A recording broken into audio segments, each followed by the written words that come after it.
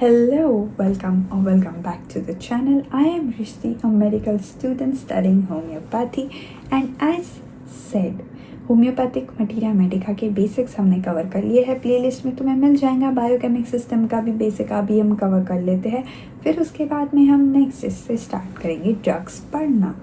तो biochemic system of medicine किस law पे चलता है? तो लॉ ऑफ डेफिशिएंसी पे चलता है। इसको फाइंड किसने किया? डॉक्टर सूजलर ने। कौन थे? 1873 ईयर में। ठीक है, उसमें क्या माना जाता है? बायोकेमिक सिस्टम ऑफ मेडिसिन क्या होती है? काइंडली नोट, मैं नोट्स को रेफर करूँगी ताकि तुम्हें बेस्ट से बेस्ट इन्फॉर्मेशन दे सकूँ।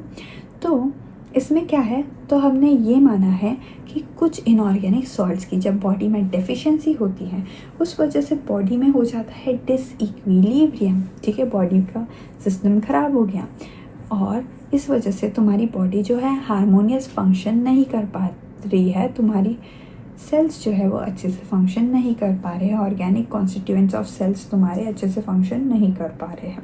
आइडियोलॉजी क्या है? तो बायोकेमिक सिस्टम की डॉक्टर सूजलर के अकॉर्डिंग क्या है? कोई भी डिस्टर्बेंस बॉडी में होता है तो उस वजह से मॉलिक्यूलर मोशंस, टिश्यू सॉल्ट्स के, वो भी डिस्टर्ब हो जाते हैं। बॉडी के अंदर जो टिश्यू सॉल्ट है उनके मॉलिक्यूलर जो मोशंस है वो डिस्टर्ब हो गए किसी भी डिस्टर्बेंस की वजह से बॉडी के अंदर। ठीक है, और इससे क्या होगा? डेफिशिएंसी होती है बॉडी में, तो क्या होते हैं? Pathological conditions. पैथोलॉजिकल कंडीशंस की वजह से इम्पैक्ट क्या होगा? तुम्हारे बॉडी का नॉर्मल फिजियोलॉजिकल फंक्शन डिस्टर्ब होगा, स्ट्रक्चर ऑफ बॉडी पे इम्पैक्ट होगा। और ये सारी चीज़ें इम्पैक्ट क्यों हो रही है? तो क्योंकि तुम्हारी बॉडी के कुछ इनऑर्गेनिक कंपाउंड्स जो है वो अच्छे से फंक्शन नहीं कर पा रहे हैं। इन्हें ही हमने 12 टिश्यू सॉल्ट्स कहा है। ठीक है, डॉक्टर सूजलर ने इसे एक ब्रांच ऑफ साइंस कहा है जो डील करता है किससे? Composition of bodies, processes by which the various fluids and tissues are form. ठीक है, यानी कि बॉडी का कंपोजिशन और के प्रोसेसेस के ज़रिए फ्लूइड और टिश्यू बॉडी में बनाई जा रही है। ठीक है, इनऑर्गेनिक कॉन्स्टिट्यूशंस जो है वो बेस है किसका? किसी भी ऑर्गन या टिश्यू का हमारे बॉडी के अंदर, जो बहुत ज़्यादा ज़रूरी है बॉडी को इन स्टेट ऑफ फंक्शनल और स्ट्रक्चरल एक्टिविटी में रखने में मददगार है। ठीक है, किसी भी तरीके की डेफिशिएंसी अगर बॉडी के इनऑर्गेनिक सॉल्ट में हो रही है तो उस वजह से ऑर्गन जो है वो डेफिशिएंसी फेस करेगा और उसको डिजीज़ डेवलप होगा, अबनॉर्मलिटी होगी। तो 12 टिश्यू सॉल्ट्स कौन कौन से हैं? अब हम इन पे बात कर लेंगे। 12 टिश्यू सॉल्ट्स कौन से? Calcium fluoride, calcium phosphate, calcium sulphate, potassium chloride, potassium phosphate, potassium sulphate, sodium chloride, sodium phosphate, sodium sulphate, ferrum phosphate, magnesium phosphate and silicon dioxide. ठीक है, शॉर्ट में बात करेंगे तो कैल्शियम फ्लोराइड जो है वो इम्पॉर्टेंट कॉन्स्टिट्यूशन है सारे इलास्टिक टिश्यूज़ का। कैल्शियम फॉस्फेट किसके काम आता है? न्यूट्रिशन और ग्रोथ डेवलपमेंट में। कैल्शियम सल्फेट किस में काम आता है? टिश्यूज़ के लिए। पोटेशियम क्लोराइड किसके लिए काम आता है? ब्लड कंडीशनर की तरह काम आता है वो। पोटेशियम फॉस्फेट किसके काम आता है? नर्वस सिस्टम के न्यूट्रिशन के।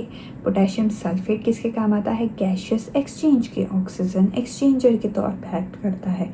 सोडियम क्लोराइड वाटर डिस्ट्रीब्यूटर है। सोडियम फॉस्फेट एसिड न्यूट्रलाइजर है। सोडियम सल्फेट बाइल प्रोड्यूसर है। फेरम फॉस्फेट जो है वो ऑक्सीजन कैरियर है। मैग्नीशियम फॉस्फेट क्या है? मसल रिलैक्सेंट और नर्व स्टेबलाइजर। सिलिकॉन डाइऑक्साइड क्या है? इनऑर्गेनिक मॉलिक्यूल्स में असेमिलेट करता है और ग्रोथ और डेवलपमेंट में हेल्प करता है। अब बायोकेमिक सिस्टम का जन्म कैसे हुआ? तो ये हमने बात कर ली है। ठीक है, बायोकेमिक सिस्टम का जन्म किस तरीके से हुआ? तो डॉक्टर सूजलर जो है मास्टर हैनेमन के काम से बहुत ज़्यादा इम्प्रेस्ड थे। ठीक है, और उन्होंने देखा कि होम्योपैथिक ड्रग्स किस तरीके से प्रिपेयर हो रही है, किस तरीके से पोटेंटाइज्ड हो रही है। इस काम से भी वो बहुत ज़्यादा इम्प्रेस हो गए। तो उन्होंने डिस्कवर किया कि डिज़ीज़ जो है वो किस वजह से हो रही है, तो बॉडी के फंक्शंस ऑल्टर हो रहे हैं, स्टेट ऑल्टर हो रही है, स्ट्रक्चर ऑल्टर हो रहा है, जिस वजह से सेल्स डिस्टर्ब हो रहे हैं, और सेल्स डिस्टर्ब होंगे तो फंक्शन डिस्टर्ब होगा, सेल्स पे ही तो फंक्शन डिपेंड कर रहा है, राइट।